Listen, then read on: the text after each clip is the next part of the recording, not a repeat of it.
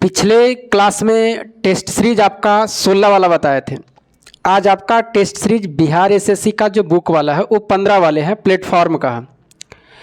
तो आप किसी भी प्रकार का एग्ज़ाम करते हैं तो ये टेस्ट सीरीज का जो मैथ है वो आपके लिए फ़ायदेमंद ही रहेगा, चाहे वो रेलवे हो, चाहे एलपी हो, चाहे टेक्नीशियन हो, चाहे ग्रुप डी हो, कोई भी हो, चाहे यूपी पुलिस हो या बिहार का कोई एग्ज़ाम हो। मैथ तो सभी जगह समान रहते हैं, बस कॉन्सेप्ट आपको सीखते चलनी है।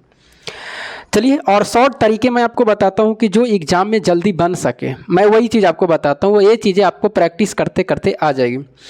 कह यदि एक राशि चक्रवृद्धि ब्याज पर 4 वर्षों में 2190 रुपया हो जाती है और 5 वर्षों में यह राशि है जो 2409 रुपया हो जाती है। जब ब्याज वार्षिक रूप से संयोजित हो तो ब्याज की वार्षिक दर क्या है, ये आपसे पूछा गया। देखिए, आपको अगर स्क्रीन पर ये प्रश्न आते होंगे तो आप देख करके ही घबरा जाते होंगे कि 4 वर्ष है, 5 वर्ष है, तो क्या करें। तो सब प्रश्न एक जैसे नहीं होते हैं। कह रहा है चक्रवृद्धि ब्याज पर यह पैसा कोई लिया गया था और 4 वर्ष में कह रहा है कि 4 वर्ष में यह जो पैसा है, यह पैसा 2190 रुपया हो जाता है। मतलब ये मिश्रधन है। एक क्या है आपका मिश्रधन है। कितने साल का? 4 साल का चक्रवृद्धि ब्याज का मिश्रधन है।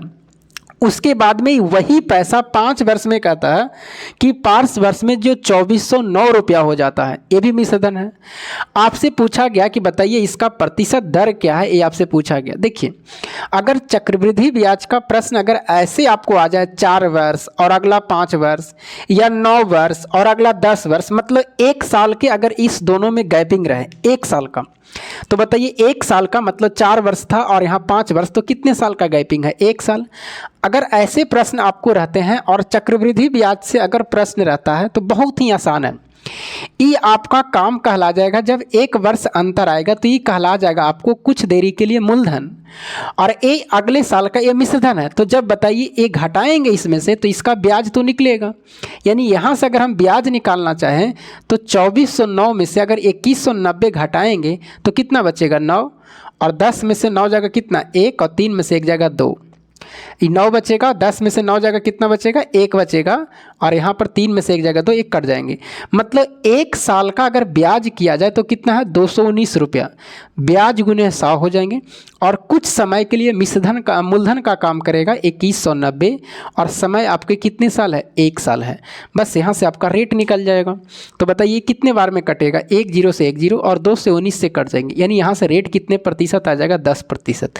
तो कहीं भी आपका सवाल अगर चक्रवृद्धि ब्याज से ऐसे प्रश्न आ जाते हैं, यहाँ 1 साल का गैपिंग हो और इधर मिश्रधन दिया हुआ रहे, तो आप समझ जाइएगा कि ये आपका मूलधन का काम कर जाएगा। मतलब ये अगले साल जैसा ही जाएगा 5वां साल तो इसका मूलधन हो जाएगा, और ऐसी दोनों को घटाइएगा तो ये आपका ब्याज आ जाएगा। तो ब्याज बराबर यानी दर बराबर ब्याज गुने 100 और मूलधन गुने क्या हो जाएंगे? समय हो जाएंगे। तो इस तरह से अगर प्रश्न पूछते हैं तो आपसे बन जाना चाहिए। और ऐसे ऐसे बहुत ही चक्रवृद्धि ब्याज से 9 वर्ष और अगला 10 वर्ष करके, फिर 7 वर्ष, 8 वर्ष करके इस तरह से पूछ दिया जाता है। तो शायद आपको माइंड में जाएगा कि चक्रवृद्धि ब्याज का प्रश्न 8 वर्ष का पूछ दिया, 10 वर्ष का, तो फिर वहाँ पर आपको लगेगा कि नहीं बनेगा, लेकिन ये आसान होते हैं। अगला चलिए, अगला करा, यदि किसी संख्या के 85% को 75 में जोड़ा जाता है, यदि किसी संख्या के 85% को 75 में जोड़ा जाता है तो परिणामी वह संख्या ही आता है। मतलब कोई संख्या मान लीजिए x, कोई भी मान लेते कि संख्या कौन सा है? x है, और उस संख्या का 85% में अगर आप 75 जोड़ते हैं तो ये ऐसा करने पर वही संख्या आता है, मतलब x ही आता है। अब इसी को कैलकुलेशन करना है। बताइए अगर हम इसको कैलकुलेशन करें तो देखिए एकदम आसान विधि से कैलकुलेशन कर दें। आप कोई भी संख्या अपने आप में 100% होता है, तो ये x को आप 100% लिख देंगे तो क्या कोई दिक्कत नहीं है, क्योंकि आप इसको काट छाट करिएगा, प्रतिशत हटाइएगा तो नीचे 100 आएगा, फिर कट जाएगा ही, तो फिर तो x ही बचेगा। तो कोई भी संख्या अपने आप में 100% होती है, या कोई भी वस्तु अपने आप में 100%, 100 नहीं 100% होती है। तो ऐसा लिखने में तो कोई दिक्कत नहीं है x को। अब बताइए ई x का 85%, x का 100%, ये उधर जाके घट जाएगा तो x का कितना प्रतिशत बचेगा? 15% बचेगा, और बराबर कितना इधर? 75 बचेगा। अगर कैलकुलेशन करें तो ये 75 हो जाएंगे, और x गुने 15 बटा कितना हो जाएगा? 100 हो जाएगा। ये 15 बचे 75 कट जाएंगे, और 100 बचे कितना? 500। यानी x का मान कितना आ जाएगा? 500। जो संख्या था वो कितना था? 500 था। लाइन कट गया, थोड़ा सा इसको गेट को खोल देते हैं। चलिए अगला प्रश्न।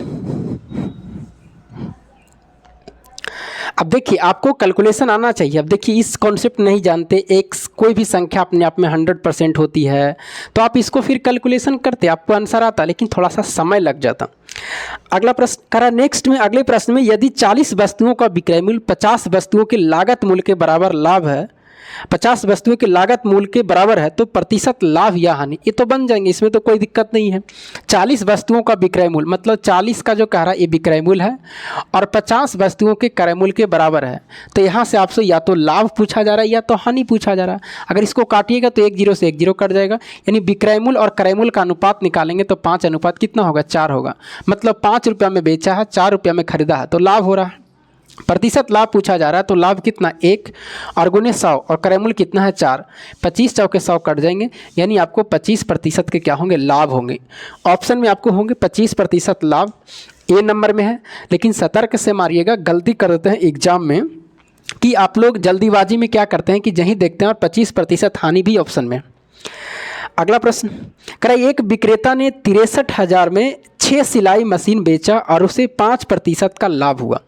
कह रहा है एक विक्रेता जो था, मतलब कोई सामान बेचने वाले, 63,000 में 6 सिलाई मशीन बेचता है 5% के लाभ पर। अच्छा ये बताइए, वहाँ से आप एक सिलाई मशीन का तो विक्रय मूल्य निकाल सकते हैं, और आगे पूछा जा रहा है कि यदि वह 15% लाभ अर्जित करना चाहे तो उसे 8 मशीनों को कितने में बेचना चाहिए। तो बताइए ये 63,000 जो बेचा गया है, 63,000 में ये सिलाई मशीन ये बेचा गया है, तो कितने प्रतिशत का लाभ हुआ, 5% का। तो अगर हम लोग क्रय मूल्य 100 मानेंगे तो 5% पर विक्रय मूल्य कितना होगा, 105, और क्रय मूल्य निकालना कितना से, 100 से। तो एक क्रय मूल्य अभी निकल जाएगा कितने वस्तु का, ये निकल जाएगा अभी 6 सिलाई मशीन का। अगर हम इसको 6 से डिवाइड कर देंगे तो ये बताइए कितने वस्तु का हो गया, एक सिलाई मशीन का आपका क्या हो गया, एक सिलाई मशीन का एक क्रय मूल्य निकल चुका है। अब यहाँ से काट छट करेंगे तो काट छट, देखिए बनने के लिए एक ही लाइन में हम आंसर भी ला सकते हैं इसी में तुलना करके, लेकिन आपको उसे समझ में नहीं आएंगे। अब इसी में कर देते कि ये क्रय मूल्य हो गया। अब क्रय मूल्य की तुलना क्रय मूल्य से करके हम वहाँ से क्रय मूल्य मान लेते हैं कि क्रय मूल्य कुछ तो काट छाट के आता ना, कुछ भी आता काट छाट के, कि बताइए एक सिलाई मशीन का एक क्रय मूल्य है, और आगे कह रहा है कि 15% लाभ अर्जित करना चाहता है तो 8 मशीनों का कितना में बेचना चाहिए। तो मान लेते हैं कि पूरा क्रय मूल्य जो भी आए तो क्रय मूल्य की तुलना क्रय मूल्य से कर देंगे, और आपको चाहिए कितने प्रतिशत का लाभ, 15% का, 115। तो ये बताइए कितने सिलाई मशीन का हुआ, एक सिलाई मशीन का। आपसे 8 गो का पूछा गया, 8 से गुना, बस यही आंसर हो जाएगा। अब इसी को काट छाट करेंगे, टोटल आंसर आ जाएगा, ये पूरा जो पूछा गया था वही आ गया आंसर। देखते हैं, 100 से 100 कट जाएंगे और कटेगा, काट दीजिए, 3 दूना 6 और 3 से 21, मतलब ये 21,000 आ जाएगा। उसके बाद में 5 से काटिए, 5 से 21 और 5 से कितना बार में, 23 बार में, ये 21 से कट जाएगा कितना, 1,000 बार में कट जाएगा। और कटेगा, ये 2 से कटेगा, 2 चौके कितना, 4 बार में। अब नहीं कटेगा तो गुना करिए, 4 तिया 12 और 4 दूना 8 1 9, और इस पर कितने जीरो, 3 जीरो, यानी 92,000 में 92,000 में 8 सिलाई मशीन को क्या करना चाहिए, 8 सिलाई मशीन को उसे बेचना चाहिए, जो ऑप्शन में आपको कहाँ, डी में मिल रहा है। तो देखिए एक ही लाइन में हम क्लियर कर दें। आप अगर एक लाइन में नहीं करते तो यहाँ से पहले क्रय मूल्य निकालते हैं और क्रय मूल्य की तुलना फिर 100 से करते हैं और उसके बाद में निकालते, तब भी यही आंसर आता। समय बचाने के लिए हम ऐसा कर दी। अगला करें, यदि किसी संख्या के 62% का 80% के बीच का अंतर 198 है, जब भी आपको प्रतिशत वाला सवाल रहे, साधारण ब्याज का सवाल रहे या आपको चक्रवृद्धि ब्याज का सवाल रहे, हमेशा आपको उस सबको 100 मानना है। जैसे मूलधन को 100 मानना है, क्रय मूल्य को 100 मानना है, कोई संख्या को 100 मानना है, क्योंकि कैलकुलेशन करने में आपको आसान हो। लाइन आ चुकी है, इसको गेट को सटा देते हैं।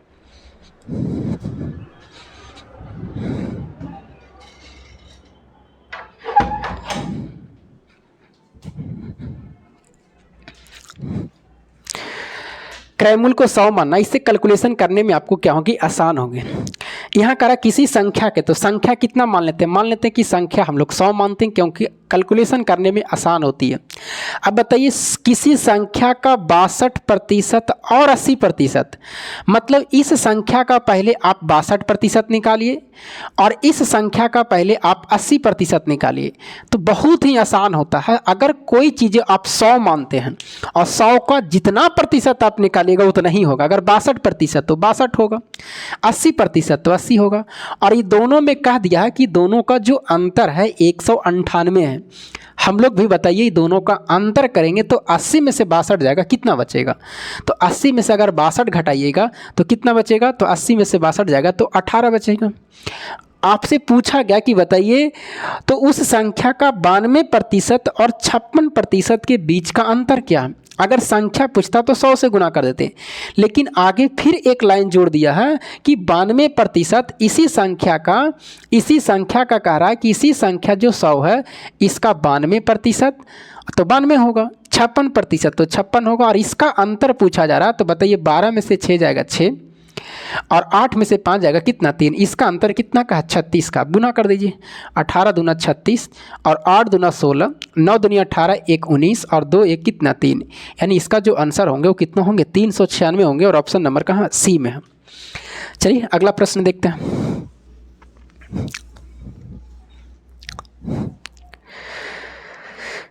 अगला प्रश्न में करा एक निश्चित धनराशि पर 5% वार्षिक ब्याज दर पर साधारण ब्याज की धनराशि 3 साल के अंत में 1200 रुपया हो जाती है।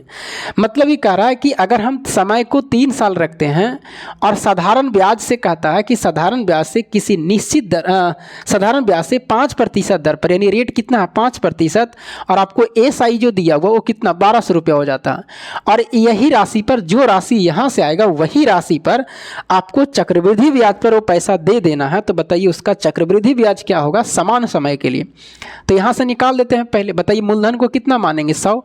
जब हम लोग मूलधन को 100 मानते हैं तो यहाँ एक फ़ायदा होता है कि जब समय और रेट को गुना करते हैं तो हमें SI निकल जाता है साधारण ब्याज। तो 5 या कितना 15, 1200 की तुलना 15 से मूलधन निकालना कितना से 100 से, 15 8 120, यानी 800 रुपया क्या होगा इसका मूलधन हो गया।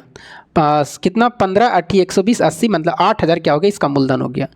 अब यही को कहा कि बताइए यहाँ से आपको क्या करना है कि यहाँ से आपको 5% दर पर ही 3 वर्ष का आपको क्या करना है चक्रवृद्धि ब्याज निकालना।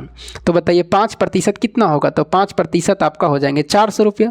400 रुपया यहाँ भी, 400 रुपया यहाँ भी और 400 रुपया यहाँ भी। लेकिन इसका बैकड्यूज का काम करेगा तो कितना, तो बैकड्यूज इसका 20 रुपया, यहाँ पर 40 रुपया, यहाँ पर कितना रुपया 1 रुपया इस पर भी लगेगा। 5% 20 का 5% 1 रुपया। अब सबको बताइए जोड़ेंगे तो 4 4 8 4 1200 और 60 1 61, यानी 1200 क्या होंगे 61 होंगे। यही आपका चक्रवृद्धि ब्याज मतलब CI होंगे। बनाने के और तरीके हैं, बहुत तरीके से बना सकते हैं।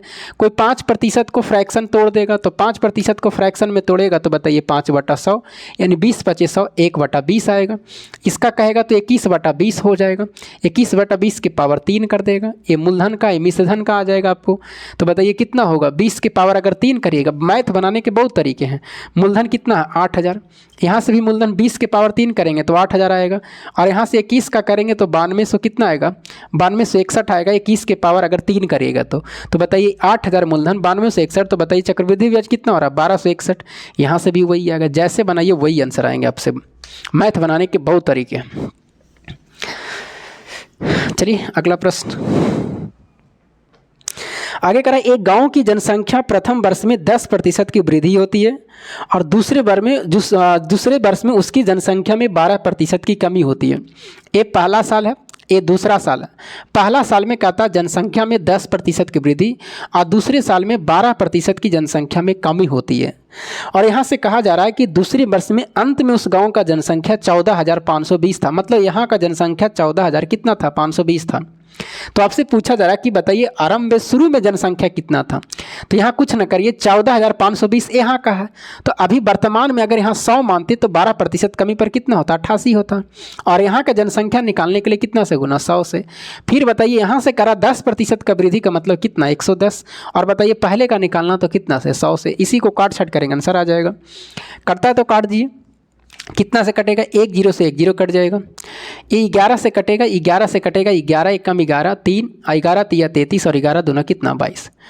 ये भी कटेगा तो कितना से कटेगा, और इस कटी 11 8 88 कट जाएगा, और 11 में कम 11, 11 दूनी 22, 120 बार में 15 ठीक कितना 120, मतलब 15 पर कितना जीरो, 3 जीरो, यानी प्रारंभ में जो जनसंख्या थी कितना थी 15,000 थी, जो ऑप्शन नंबर आपको कहाँ सी में दिखाई दे रहा। तो आपको एक लाइन में ही आंसर लाना है, ज़्यादा कुछ नहीं करना है। यहाँ का जनसंख्या 14,520 था, कब, जब 12% कमी था तो 88, 100 से गुना करेंगे तो यहाँ का पूरा जनसंख्या, और ये पूरा जनसंख्या 10% वृद्धि पर आएगा तो 110, और यहाँ का निकालना कितना से गुना, 100 से गुना। चलिए अगला करते हैं। अगला कह रहा है x माइनस 1/x बराबर 11 है, तो x³ माइनस 1/x³ का मान पूछा गया है। x माइनस 1/x का मान 11 है और आपसे पूछा गया है x³ माइनस 1/x³ का मान। डायरेक्ट इसका फार्मूला याद करिएगा, अगर ऐसा a मान दिया हुआ रहे x माइनस 1/x और आपसे a पूछा जाए तो डायरेक्ट फार्मूला होता है a³ प्लस 3a होता है, a³ प्लस 3a। ऐसा क्यों, क्योंकि x माइनस 1/x बराबर a मानते हैं, तो x³ माइनस 1/x³ पूछा जाता है तो फॉर्मूला होता है a³ प्लस 3 होता है। ये चीज़ को आपको क्या करना है, याद रखना। अगर ये प्लस वाला पूछता तो यहाँ माइनस हो जाता। अब बताइए a का मान कितना है, 11 है, a का मान कितना 11, तो 11 के पावर क्या करना है 3 करना, प्लस 3, a का मान फिर कितना 11। अब बताइए 11 के पावर 3 करिएगा तो 1331 और 11 तो कितना 33, जोड़ दीजिए, 3 एक कितना हो जाएंगे 4 और 3 7 और 3 और 1 कितना 1374 होंगे। यही आपका आंसर हो गए।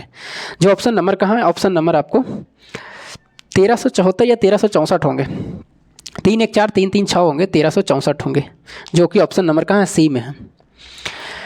चलिए अगला देखते हैं। अगला है, एक फल विक्रेता के पास में कुछ सेब है और उसे 30% सेब बेच दिए और अभी भी उसके पास में 245 सेब शेष है। आरंभ में उसके पास में कितने सेब थे, तो ऐसे में आपको पेन नहीं लगाना, बहुत ऐसे प्रश्न 5-6 मिलेंगे जो आपको कलम नहीं लगाना पड़ेगा, सिर्फ माइंड का यूज करिए। क्या करा, 30% से वो बेच दिया तो बचा कितना 70, 245 की तुलना 70 से पहले का सेब निकालना 100 से गुना, यही आपका आंसर हो जाएगा। काट छट करिएगा। अगला है, एक समूह में 5 लड़कों की औसत ऊंचाई 175 सेंटीमीटर है। एक छठा लड़का उस समूह में शामिल हो गया, उस समूह में सभी लड़का की औसत ऊंचाई 1 सेंटीमीटर बढ़ जाता है, तो छठे लड़के की औसत ऊंचाई क्या होगा। इसमें भी आपको कलम नहीं लगाना पड़ेगा, डायरेक्ट सोचते कि 5 लड़का का औसत ऊंचाई 175 है, एक टीचर आ रहा है तो टीचर आने से 1 बढ़ जाता है, तो बताइए जो भी इसमें आना चाहेगा ग्रुप में तो 175 लेके आएगा, लेकिन एक टीचर आता है तो औसत में 1 बढ़ जाता है, और औसत में 1 बढ़ने का मतलब सब में 1 बढ़ेगा, तो 5 पहले से और एक टीचर आ रहा तो कितना हो जाएगा 6, और 175 और 6 कितना हो जाएगा 181। यही आपका आंसर होंगे, जो ऑप्शन नंबर कहाँ ए में। अगर नहीं समझ में आया तो देख लीजिए, करा कि 5 लड़कों की औसत आयु कितना था 175 सेंटीमीटर था। इस ग्रुप में करा कि एक टीचर शामिल होना चाहता, कौन सा टीचर, शिक्षक आना चाहता, और जब शिक्षक आता तो कहता कि यहाँ का जो औसत था उसमें 1 की वृद्धि हो गया।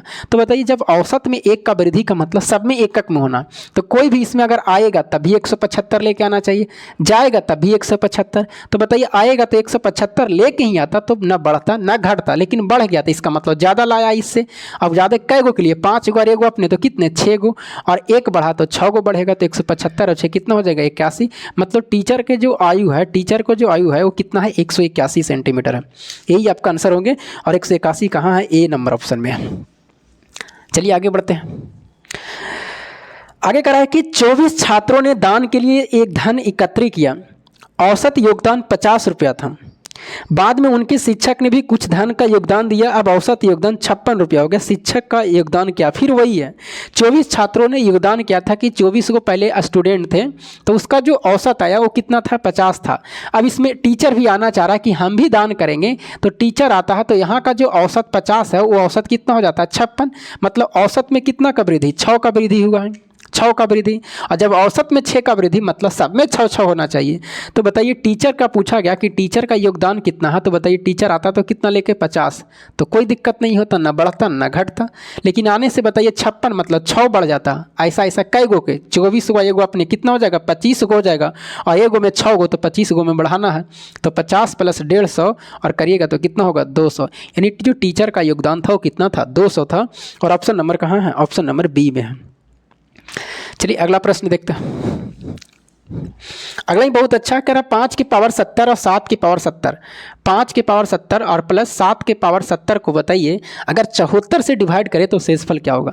ऐसे में देखिए एक फॉर्मूले होगा, आपको याद रखना है a की पावर n प्लस b की पावर अगर n हो, और इसमें याद रखिएगा अगर n बताइए यहाँ पर अगर n, इसमें दो चीज़ होते हैं, अगर n मतलब ऑड संख्या हो और n मतलब अगर इवन संख्या हो तो क्या होंगे, अगर n ऑड हो तो इसका एक गुणनखंड मतलब a प्लस b होगा, अगर n इवन हो तो इसका कोई गुणनखंड नहीं होगा, इसका कोई गुणनखंड नहीं होगा। इस चीज़ को आप ध्यान रखिएगा। अब बताइए, अब तो ऐसा तो अभी दिखाई नहीं दे रहा कि a और b 50 के पावर 70 7 की पावर 70 है, तो इसको क्या करिए, आपको 74 से डिवाइड करना। कितना से? 74 से डिवाइड करना। तो जब इसका n इवन संख्या होगा तो इसका कोई गुणनखंड नहीं होगा। लेकिन जरा तोड़ के देखते हैं कि अगर 5 के पावर 2 कर दें और यहाँ 35 कर दें तो 35 दूना 70 हो रहा है।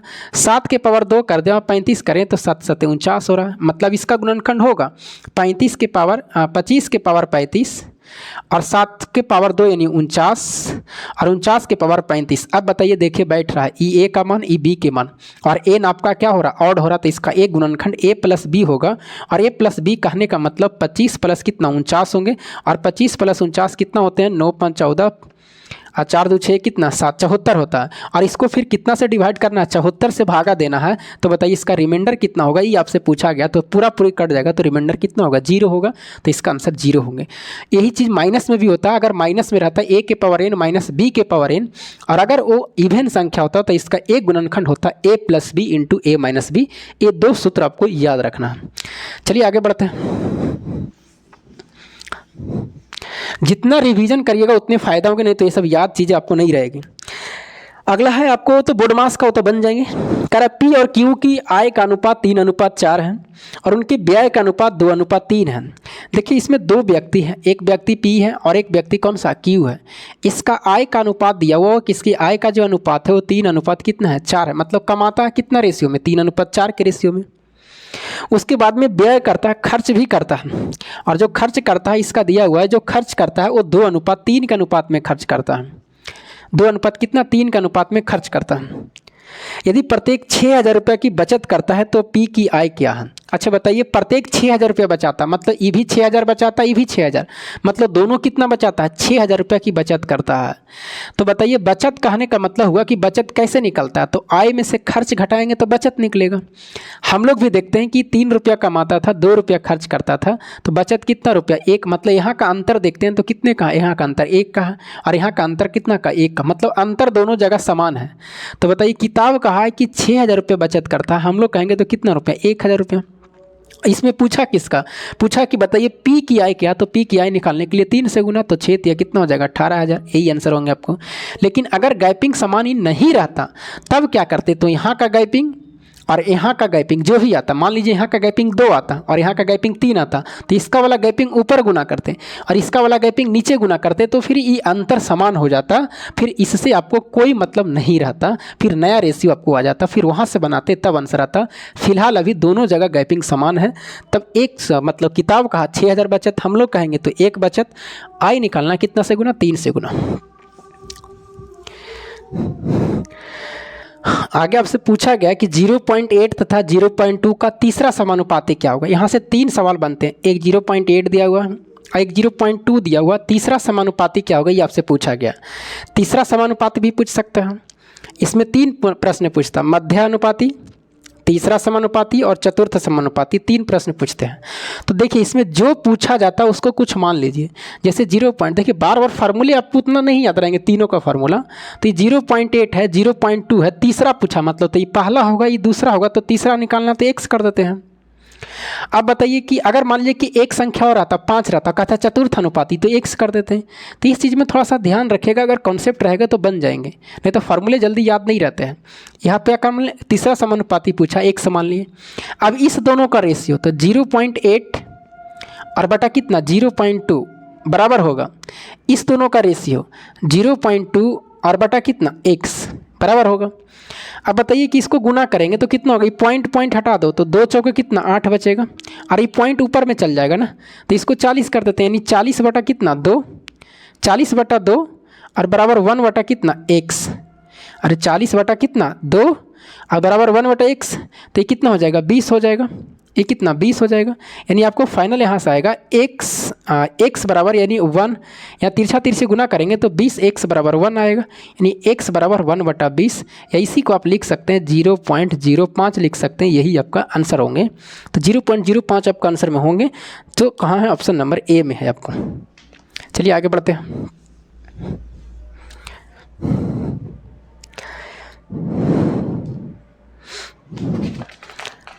अगला प्रश्न देखते हैं, और भी है भी प्रश्न। कह 5 अंकों की वह सबसे छोटी से छोटी संख्या कौन सी है जो 12, 15 और 18 से पूर्णतः विभक्त है। तो 5 अंकों की सबसे छोटी संख्या पहले कौन होगा? 5 अंकों की छोटी संख्या। तो 5 अंकों की छोटी संख्या जो होगी, एक पर कितने जीरो? 4 जीरो होंगे। और यह कह रहा संख्या कितने से विभक्त होना चाहिए? तो 12 से, 15 से और किस से? 18 से विभक्त होना चाहिए। अब इसमें क्या करिए, एलसीएम ले लीजिए। तो बताइए इसका एलसीएम, मतलब कि 5 अंकों की जो छोटी संख्या होना चाहिए वो 12 से भी कटना चाहिए, 15 से भी कटना चाहिए, 18 से भी। तो ऐसे में आपको तीनों का एलसीएम ले लेना है। जो एलसीएम लेंगे वह संख्या तीनों से कटेगी। तो बताइए 12, 15, 18 का एलसीएम बताइए, दोनों का तोड़िए। 9 दूना कितना? 18, सबसे बड़ी संख्या का। 15 लाना तो 5 से गुना, 12 लाना है तो 12, 3 दूना 6 दूना 12, एक और 2 से गुना कर दीजिए। 5 दूना 10 दूना 20, नमक कितना? 180। मतलब इसका एलसीएम 180 आ रहा। अब 180 से आप डिवाइड करिए कितना में? 5 अंकों की छोटी संख्या में। तो कितना बार में लगेगा? तो लगाइएगा तो कितना बार में लगेगा ये? 18 पच्चे 90, 5 बार में लगाइए। तो 5 बार में कितना होगा? 18 पच्चे 90, मतलब 900 हो जाएगा। कितना? 900। यानी 18 पच्चे अगर करिएगा तो कितना होंगे? 5 से गुना करिए, 0, 8 पच्चे 40 और 8 5 4 कितना? 9, ये 0 बचेंगे, यहाँ 1 बचेगा। फिर 1000, फिर 5 बार में लगेगा, फिर कितना आएगा? 900 आएगा। 0 0 और कितना? 1 आएगा। अब ज़रा ध्यान दीजिए, यहाँ पर मेन गलती करते हैं। आपको शेष कितना बचा? रिमाइंडर कितना बचा है? 100 बचा। यहाँ पूछा क्या जा रहा? 5 अंकों की छोटी से छोटी संख्या पूछा जा रहा कि बताइए 5 अंकों की छोटी सी छोटी संख्या कौन होगी। इसका मतलब है कि 5 अंकों की छोटी सी छोटी संख्या निकालना है। तो अगर मान लीजिए कि हम इसमें 100 रिमाइंडर बना, अगर हम 80 इसमें और दे दें, 80 और जोड़ दें, तो बताइए ये संख्या 180 फिर पूरा पूरी कटता कि नहीं कटता? कट जाता।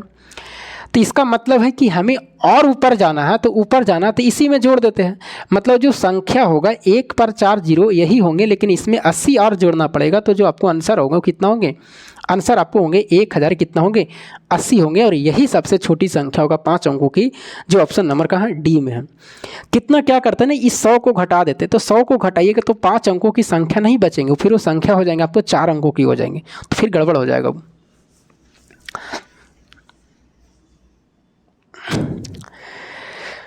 अगला है, कहता है बी की तुलना में ए 30% अधिक कार्यकुशल है। मतलब बी की तुलना में कहता है ए जो है 30% अधिक कार्यकुशल है। मतलब ई 130 होगा तो ई 100 होगा, तो मतलब अनुपात निकालेंगे तो 13 अनुपात कितना आएगा? 10 आएगा। ए आपका क्या क्षमता का है। अगर समय निकालेंगे तो लट जाएगा, मतलब 10 अनुपात कितना हो जाएगा? 13 हो जाएगा। अब आपसे कहा गया कि बताइए बी एक कार्य को 13 दिनों में करता है, तो ए अकेले कार्य को कितना में करता है? तो बी 13 दिनों में करता है। कि बी एक कार्य को 13 दिनों में पूरा कर सकता है, अकेला ए उस कार्य को कितने दिनों में पूरा करेगा? करा बी की तुलना में ए 30% अधिक करता है। बी की तुलना में ए 30%, मतलब ई 13 होगा, सॉरी ए 13 होगा और ये कितना होगा? 10 होगा। आप समय निकालेंगे तो ई 13 होगा और ये कितना होगा? 10 होगा। लैंग्वेज में गलती पढ़ दिए थे। किताब कहा कि बताइए बी 13 दिनों में, तो हम लोग भी कहेंगे तो बी कितना दिनों में? 13 दिनों में। ए का निकालना 10 से गुना, ये कट जाएंगे, मतलब एक इस काम को कितने दिनों में करेंगे? 10 दिनों में करेंगे, जो ऑप्शन नंबर कहाँ है? बी में दिया हुआ। अगला तो सीढ़ियाँ भिन्न है, फ्रैक्शन का है तो बन जाएंगे आपसे, उसको छोड़ देते हैं, वो तो बन जाएंगे। और ऐसे प्रश्न को जो सीढ़ियाँ भिन्न रहता है, जैसे आप कैलकुलेशन नीचे से करते हैं डायरेक्ट ऊपर से ही बढ़िएगा, नहीं तो इसको ट्रिक आप याद करने का कोशिश मत करिएगा, क्योंकि अगर ये थोड़ा सा गड़बड़ हो गया कहीं पर तो फिर आपको आंसर नहीं आएगा, 1 नंबर आप गवा दीजिएगा। मैं वैसी चीज़ों को बताता हूँ जो एकदम सटीक आंसर आता है। मैं इसका ट्रिक भी जानता हूँ, बूंदा दे करके करता, तो उस तरह से आपको गलत हो जाएंगे, आपको याद नहीं रहेंगे। टीचर को याद रहते हैं, वो बार बार रिपीट करते रहते हैं। आप कितने इसको कितने बनाने में लगेगा, आप इसको तुरंत बना दीजिएगा। तो आप इसी ट्रिक से बढ़िया डायरेक्ट ऐसे ही बनाइए। अगला करा कि किसी कक्षा में कुल विद्यार्थियों की संख्या का 3/8 लड़कियों और शेष लड़के हैं।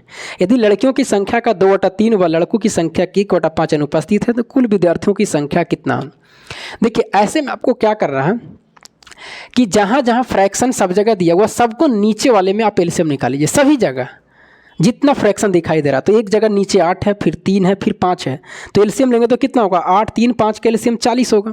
मतलब हमें टोटल छात्र जो होंगे, यानी कुल छात्र कर देते हैं, तो कुल छात्र कितना मान लेते हैं, 40 मान लेते हैं। अब जैसे जैसे कहता है वैसे वैसे करते जाते हैं। इसमें से कह रहा कि 3/8 लड़कियाँ हैं, इसका मतलब 3/8 निकालेंगे तो इसका 15 होगा, यानी गर्ल कितना है, तो 15 को है। तो बाकी जो बचेगा वो बॉय हो गए, तो बॉय कितना होंगे, 25 होंगे। उसके बाद में कह रहा है लड़कियों का संख्या का 2/3 लड़कों है, नहीं एक मिनट, लड़कियों की संख्या का 2/3 व लड़कों की संख्या का 1/5 अनुपस्थित है। 2/3 अनुपस्थित है किसका, लड़की का, तो इसका 2/3 निकालेंगे। एक मतलब अनुपस्थित है, एक मतलब अब्सेंट है, और एक मतलब आपको प्रेजेंट है, ए से अब्सेंट और पी से प्रेजेंट। इसका 2/3, तो 2/3 कितना होगा, 10 होगा, यानी 10 गो अब्सेंट है तो प्रेजेंट कितना, 5 गो है। उस लड़कों का कह रहा कि लड़कों का 1/5 अनुपस्थित है, 1/5 कितना होगा, तो 1/5 5 होगा, मतलब अब्सेंट कितना, 5 गो, तो प्रेजेंट कितना, 20 गो। अब आपसे पूछा क्या जा रहा, पूछा कि कुल विद्यार्थियों की संख्या का कितना भाग उपस्थित है, तो उपस्थित कितना, 20। कुल विद्यार्थियों की संख्या का कितना भाग उपस्थित है, तो 20 और 5 गो उपस्थित, 25 गो उपस्थित है, कितना का, 40% निकालना, 40 का निकालना, तो 5 × 5 = 25 और 5 × 8 = 40, मतलब 5/8 भाग क्या है, उपस्थित है टोटल छात्रों का, जो ऑप्शन नंबर कहाँ ए में दिया हुआ। चलिए अगला प्रश्न देखते हैं। अगला कह रहा है एक लड़के से किसी धनराशि का 3/8 मान ज्ञात करने के लिए कहा गया। कह रहा है एक लड़के से किसी धनराशि का 3/8 मान ज्ञात करने के लिए कहा गया, मतलब कोई धनराशि था, कोई भी धनराशि है, इस धनराशि का कहा कि इस धनराशि का आप 3/8 ज्ञात करिए। कितना ज्ञात किए, 3/8 ज्ञात करने के लिए कहा गया, लेकिन उसने राशि का 3/8 गुना करने के स्थान पर उसने 3/8 से भाग कर दिया। इस प्रकार उस उत्तर का आया हुआ सही उत्तर से 55 अधिक था, सही उत्तर ज्ञात करना। मतलब फिर कहा गया कि संख्या का धनराशि का 3/8 निकालिए, लेकिन उसने गलती क्या किया कि गुना करना था, सही जो करना था 3/8 से करना था, लेकिन गलत उसने क्या कर दिया कि भागा दे दिया। गलत मतलब क्या किया उसने, एक गलत कर दिया, मतलब उसने भाग कर दिया, गुना के जगह पर भाग कर दिया, कितना से, 3/8 से। तो जो काम यहाँ करना चाहिए गुना, वही काम यहाँ करवा दीजिए, गुना करवा दीजिए। तो भागा दिया 3/8 से, तो गुना करेगा तो कितना हो जाएगा, 8/3, मतलब चेंज हो जाएगा इसका। अब आप बताइए, यहाँ से ऐसे प्रश्नों में आप संख्या को एक मत मानिएगा, संख्या को एक मान लीजिएगा। कितना मानिएगा, एक, मतलब धनराशि एक, धनराशि रहे, संख्या रहे, तो 1/3, 1 का 3/8 कितना होगा, 3/8। अरे बाबू धनराशि एक मान लिया, संख्या रहे या धनराशि रहे, बात तो एक ही है, एक मान लिया, 100 वो मत मानिएगा। तो 1 का 3/8 3/8 होगा, फिर यहाँ 8/3 होगा। अब बताइए दोनों का अंतर करेंगे तो कितना होगा, एलसीएम आपका नीचे कितना आएगा, 24, अरे 8 × 24 होगा, और यहाँ कितना आएगा 9, और यहाँ कितना आएगा 64 आएगा। अब माइनस में मत करिएगा, इसमें से इसको घटाइएगा, तो 64 में से 9 जाएगा, 55 बचेगा। यहाँ का मतलब अंतर कितना कहा, 55 का। किताब कहा कि 55 है जो ज़्यादा आ गया, हम लोग का कितना आया, 55/24 आया। अगर वह धनराशि निकालना तो कितना से गुना, 1 से गुना, ये 55 से 55 कट जाएगा, 24 उतर जाएगा। अगर धनराशि पूछता तो 24 आंसर, ऑप्शन में धनराशि भी पूछा, धनराशि दिया हुआ 24 भी दिया हुआ ऑप्शन में, तो ये सही नहीं है। धनराशि का 3/8 निकालना तो 3/8 इसका निकालिए, तो 8 × 24, 3 × कितना होगा 9, मतलब धनराशि का 3/8 निकालेंगे तो आंसर कितना आएगा, 9 आएगा। जो ऑप्शन में 24 भी है 9 भी है, तो ऑप्शन नंबर ए सही है। लेकिन अगर धनराशि पूछता तो 24 आंसर होता। चलिए आगे देखते हैं।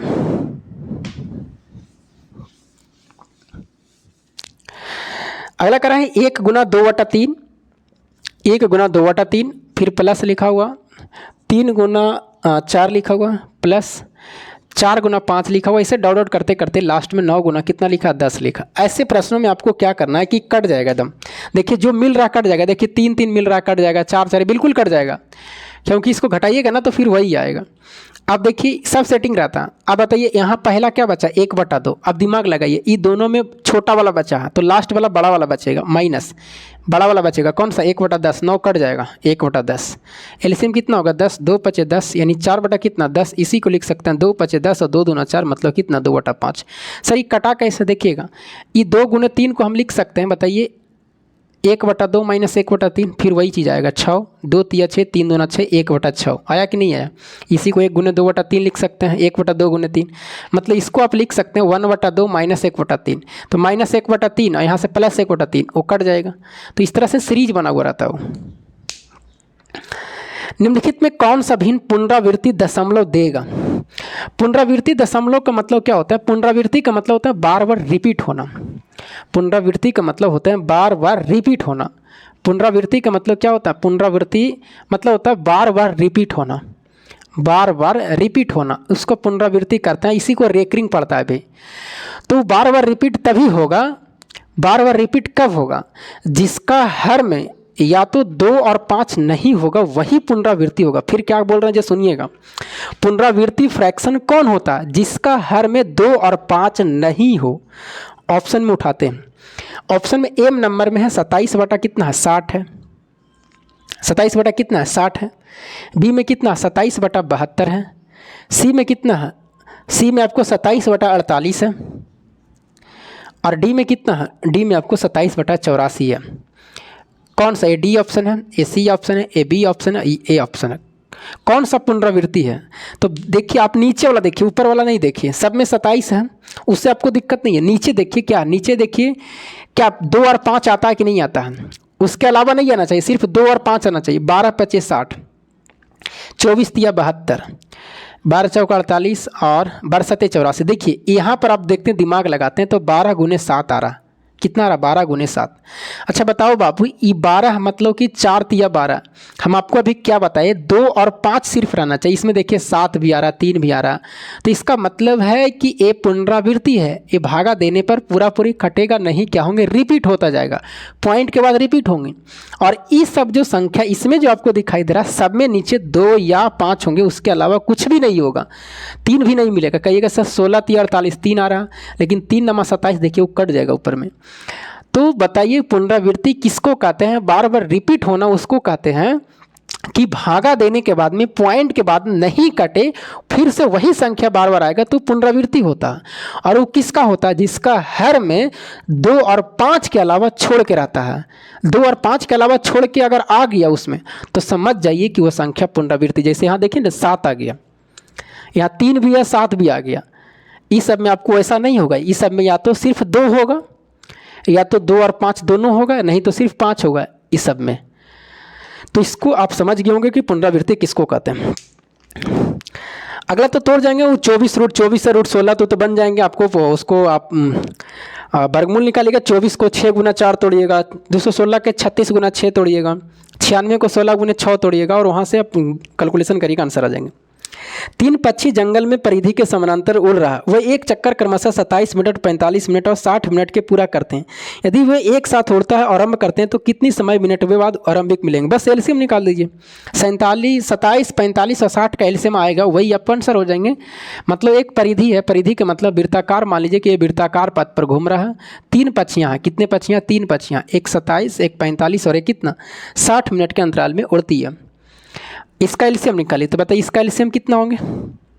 एक तोड़िए ना, 12 25 60, 45 लाना है, तो 45 लाने के लिए चाहिए 5 नमा 45, तो एगो 3 है, एक 3 और दे दीजिए तो आ जाएगा। 27 लाने के लिए 3 तिया 9 और 9 तिया 27, एक और 3 दे दीजिए तो आ जाएगा। 12 25 60 और 3 तिया 9, यानी 9 6 के 54, 540 मिनट आपका समय लगेगा एक साथ उसको मिलने में। दोबारा मिलेगा 540 मिनट में, जो ऑप्शन नंबर का डी में दिया हुआ।